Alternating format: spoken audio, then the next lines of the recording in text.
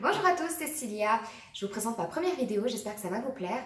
Mes vidéos consisteront à vous présenter des histoires réelles de personnes réelles qui ont inspiré plusieurs films. J'espère que ça va vous plaire, c'est parti.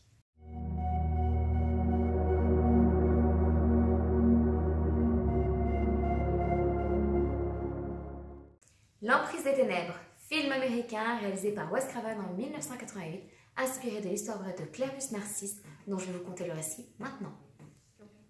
Je vous présente l'histoire de Clervus Narcisse, un Haïtien né en 1922 à Haïti et décédé en 1962 à l'hôpital des Chapelles des suites d'une maladie. Il a été ensuite enterré le lendemain.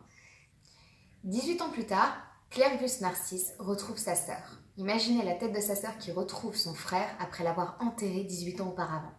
Il lui raconte qu'il a été victime d'une zombification, qu'il a assisté à son propre enterrement sans ni pouvoir parler ni bouger. Clervus Narcisse raconte à sa sœur que c'est leur frère qui l'aurait puni sur une précédente dispute pour une affaire d'héritage et aurait fait appel à un bokor. Alors un bokor, il faut savoir que c'est un sorcier vaudou à Haïti. Il l'aurait drogué, puis enterré. Enterré évidemment vivant.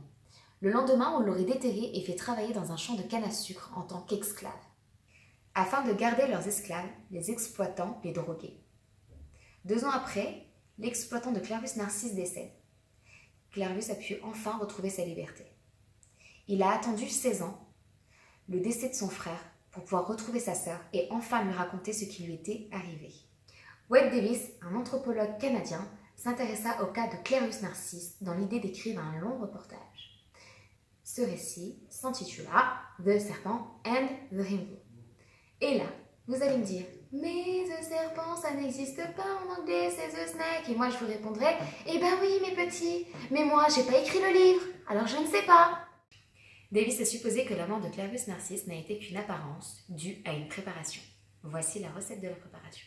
Pour commencer, on ajoute des os humains broyés, des graines de mucuna et pour finir, on ajoute des organes de poisson-globe.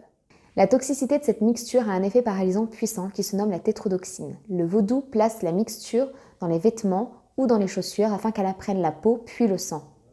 Cette affaire a intrigué énormément de médecins américains. C'est l'une des premières affaires de zombification. Narcisse est finalement mort en 1994.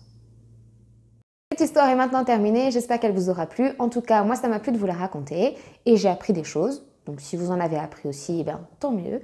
N'hésitez pas à liker et partager et je vous dis à bientôt pour une nouvelle vidéo.